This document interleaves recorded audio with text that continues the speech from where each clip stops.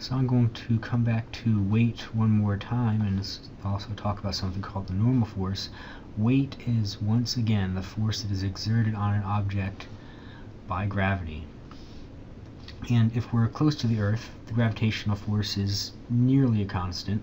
Not quite true as we get further and further away, but we'll talk about that in a couple of chapters. We can say that an object's weight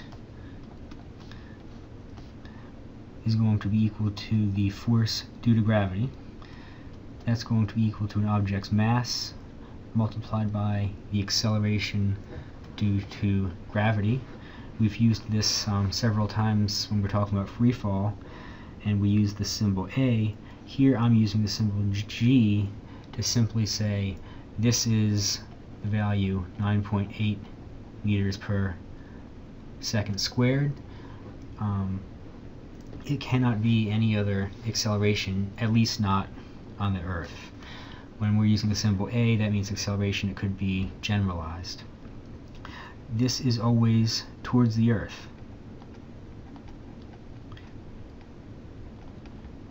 I'm not going to put a positive or negative on there because you can kind of recall occasionally you might want to choose your coordinate system such that down towards Earth would be in the positive direction.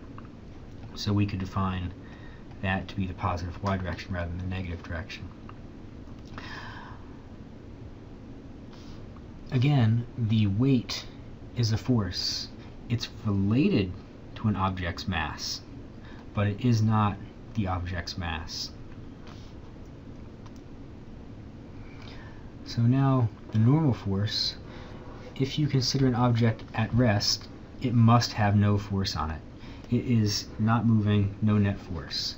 It could also be at a constant velocity and still have no net force acting on it. So it can be moving. Now, the force of gravity, an object's weight, is always being applied to objects.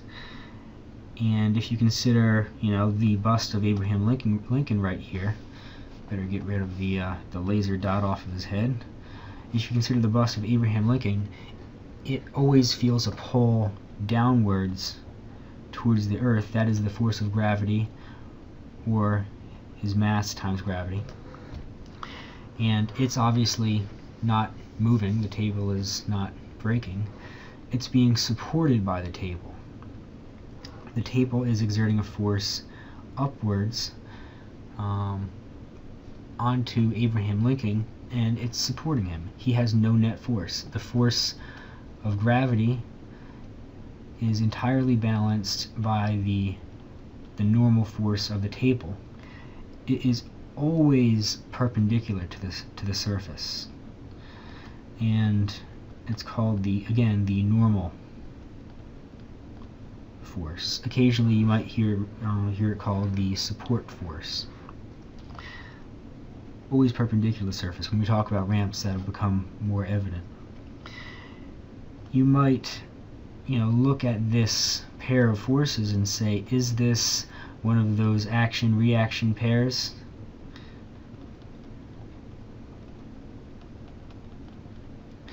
And the answer to that would be, well, they have equal magnitude. They're in opposite directions. Fix that right there.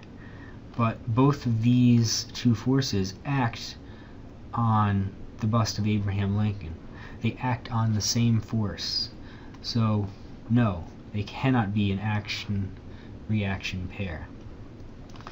The action-reaction pair here would be first the support force, the normal force of the table, and so the bust pushing up on the table, and then the downward force would be the table being pushed by the bust. Abraham Lincoln also has a reaction force. His reaction force is the Earth attracts Abraham Lincoln. Abraham Lincoln also attracts the Earth. He's pulling the Earth towards him. and we'll talk about gravitational attraction in a couple of chapters. But every force, the force on Abraham Lincoln must have an equal and opposite force, and it turns out that he is attracting the Earth as much as it is attracting him. So solving problems and using Newton's laws, and most importantly drawing free body diagrams,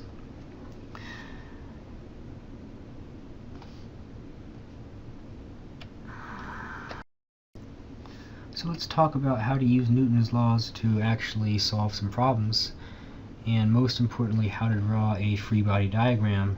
You are expected to come to class knowing how to draw a free body diagram.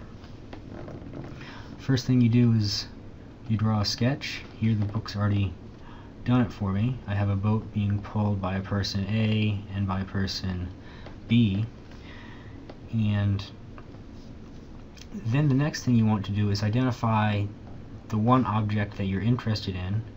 I'm interested namely in the boat, how the boat's going to be accelerated, most likely. So I draw a little point here to represent my boat. Occasionally I'll draw a box if it actually is a box. And then you draw all of the forces that are acting on that object. In the case here, we have the force A, and then we have the force B. Make sure you label the forces and include magnitudes as well as directions. These forces are vectors, and if you really want to impress me, actually include units. Make sure we include the angles, 45 degrees and 37 degrees. So now I've drawn my free body diagram. The next thing I want to do to use Newton's laws to solve this problem is to take my free body diagram. So here were my two forces, force A and force B, and I want to break the forces into components. Force B can be written as the sum of force Bx and force By. Similarly, force A can be written as the sum of force Ax and force Ay. This boat problem is worked in the book. Make sure that you are comfortable resolving vectors into components. We've been doing this for quite a while now, and it should be second nature for you all to break vectors into components. Work some extra problems if you need to become familiar with it. We'll be doing this for the rest of the semester. Again, your responsibility to be able to resolve vectors into components by now. Now what we want to do is we want to look at each direction, each coordinate direction, the x direction and the y direction, and now I can write the sum of forces in the x direction is going to be equal to the mass times the acceleration in the x direction, and the sum of the forces in the y direction is going to be equal to the boat's mass multiplied by its acceleration in the y direction. If I look at all the forces that are in the x direction, I have force A in the x direction, got this guy right here. I have force B in the x direction, and that's all I have. So these two forces can be added up, and if I know the mass of the boat, say it's 1,000 kilograms, I know what these two components are, I can solve for the acceleration. Again, this is an example in the book where they work it.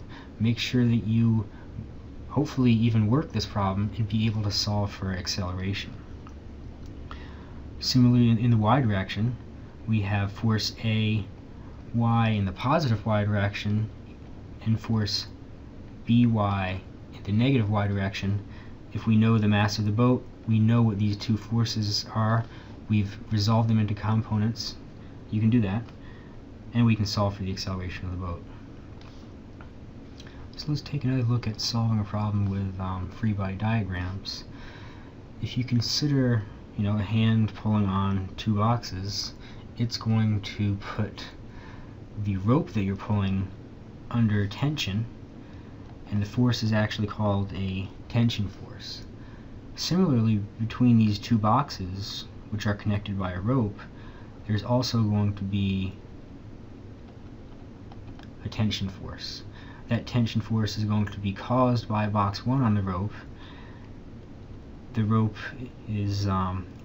applies that tension force to the second box, and the second box is going to accelerate. We can draw free body diagrams for both of these boxes. I'm just going to draw it straight on the table here. We know that box A is going to have some mass A multiplied by gravity down, and it's going to have a normal force upwards. It's being pulled on by this force of the person right there, and it's being pulled back by a tensional force of that rope pulling backwards, because it's pulling this mass forward. This mass has the same thing. This box is the same thing. It has the mass of the B multiplied by gravity going down. It has its normal force going up. These normal forces could be different. It's being pulled forward solely by the tensional force. And we have all the forces now on this system, or this box B, and for each of these boxes we could say the sum of the forces on B must be equal to the mass of B multiplied by the acceleration of B in the x direction, and the sum of the forces on B in the y direction must be equal to the mass of B in the y direction multiplied by the acceleration of B in the y direction. Now you can kind of intuitively say, I know that in the y direction, these forces are going to end up equaling to be 0. So, because the box is not going to accelerate down through the table, so here we would have the normal force of B in the positive direction, the mass of B multiplied by gravity, and we could go ahead and calculate out that the normal force on B is equal to the mass of B multiplied by gravity, or 12 kilograms multiplied by 9.8. So that'll come out to be the normal force on B to be, let's see, just say roughly 120 newtons, a little bit less. I use 10. In the x direction, we can do the same thing and think about solving for the accelerations. The one thing that's kind of tricky here is if you look at the sum of forces in the x direction for box A, we're going to have the mass times acceleration due to x. We're going to have the force in the positive direction. We know what that is. And we're going to have the tension force in the backwards direction. We don't know what that is. We can do the same thing for B. We only have the tension force in the x direction. And I hope you are also following along with this problem in the textbook. So what we can do to solve this, guys, we can say I'm going to treat these two guys here as a system. And now I can draw my free body diagram for the system, where pulling it forward I have the force, downward I have the mass of the system multiplied by gravity, and in the upwards direction I have the normal force of the system. Now in this case the mass of the system is going to be equal to the mass of A plus the mass of B plus the mass of the rope, but we'll assume for this example that the rope has no mass.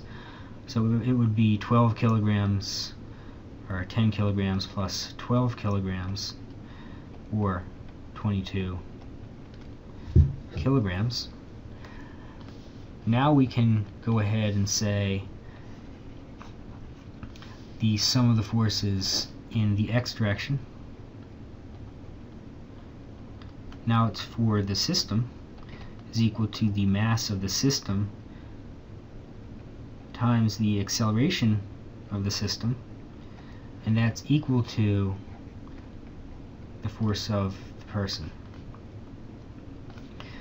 Now I know the mass of the system, I know the force of the person, so I can say that the acceleration of the system is equal to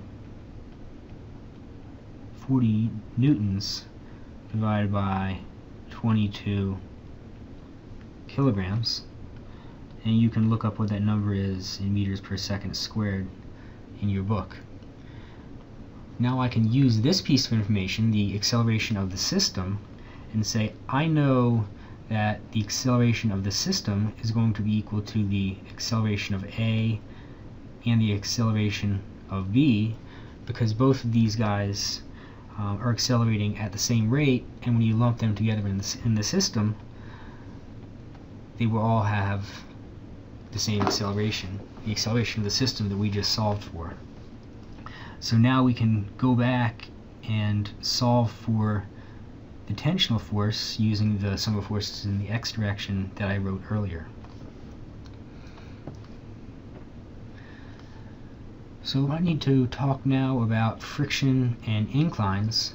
If you have an object that is moving, sliding across the floor, traveling at some velocity, friction is always going to oppose this. There's going to be a frictional force that is going to be in the opposite direction as the velocity. It's also going to be parallel to the surface. Friction can never be, say, in that direction or that direction. Friction must be along the surface, right, in the parallel direction to the surface. On a microscopic scale, what we're looking at is, even though a surface like this one here may appear to be smooth, they're actually kind of rough, kind of jagged, like that. And friction is kind of this piece trying to move relative to this piece, and these edges are catching and sliding over each other. We can obviously choose different surfaces that would have different amounts of friction depending on how rough it is. I mean, a piece of wood is, less rough than concrete, so we can have different amounts of friction depending on how smooth the surface is, but pretty much every surface has some jaggedness to it. We have two types of friction. First, we have kinetic friction, or sliding friction. In that case, we're talking about friction for something that is moving, and we write this frictional force, F sub Fr, I may occasionally write it like that, is equal to some constant multiplied by the normal force, F sub n. This constant right there is called the coefficient of kinetic friction, and as I was saying earlier, looking at wood and asphalt, it's going to be different for each pair of surfaces, but really it's depending on the material that we're talking about. The normal force, we know how to calculate the normal force if we draw a free body diagram for something that is perhaps moving, experiencing friction in the backward direction, and slowing down, as is the case of this box. We have its mass times gravity, we have the normal force in the upwards direction, and we could do the sum of the forces in the y direction must be equal to 0 and calculate the normal force. I did this on the last page. I expect that you can calculate the normal force coming into class. Another type of friction is going to be static friction, and that's the friction for an object that is not moving. And the interesting thing about static friction is I can't just write the static friction being equal to some constant multiplied by the normal force as I did for the kinetic friction, but static friction is written as a less than some coefficient of static friction right there, and again this is the normal force. It's less than or equal to because static friction can rise up to the challenge.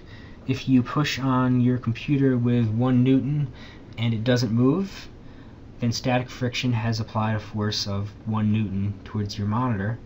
If you push on it with 10 Newtons and it still doesn't move, static friction has risen to the force that you have applied to it. At some point, however, you can push on the monitor with some amount of force and it's going to start moving. In that case, if you look at how much force you've applied, or how much the friction force is as a function of the force that you've applied, here you've applied force 10, 20, 30, 40 newtons worth of force, and we write the force of friction to be this coefficient of static friction multiplied by the normal force. At some point it's going to finally break free and start moving, and if you've ever pushed something that was heavy across the floor, you pushed and you pushed and you pushed, and finally you pushed it and it broke free, and then all of a sudden it took less force to keep it moving. That's what's happened right here. So our applied force and hence our frictional force has gone down. The reason for that is because the coefficient of kinetic friction is always less than the coefficient of static friction. So what that says is it's harder to get objects moving than it is to keep them moving. Some typical coefficients of static and kinetic friction for various things. If I can draw your attention to perhaps the coefficient of static friction for rubber on dry concrete, it has a value of 1. Your wheels are essentially not moving relative to the road, so they're using static friction. You want to be using static friction instead of kinetic friction, because if your wheels are sliding relative to the road, the amount of frictional force, it actually goes down because the coefficient of static friction goes down. Writing the friction force is equal to the mu sub whichever times the normal force of your car. Obviously you want the mu to be as large as possible so you don't slide. Once it starts to rain, you have to be very careful when you're gunning the engine or applying the brakes. The reason for that is because the coefficient of static friction drastically goes down by 30%. Moving on to inclines, if I have a box that is sitting on an incline, let me draw the free body diagram for this guy. Now, for right now, I'll assume that this is going to be a frictionless. We'll introduce friction on the next slide. Now, this box is always going to have its weight, mass times gravity, and that is always going to point straight down, regardless of whether you're on an incline, whether you're on a table, or pretty much anywhere. The weight always points down towards the earth. Now, remember the normal force is always going to point perpendicular to the surface. So rather than the normal force pointing straight up, as it has in the past couple of slides, now my normal force is going to point in this direction right there.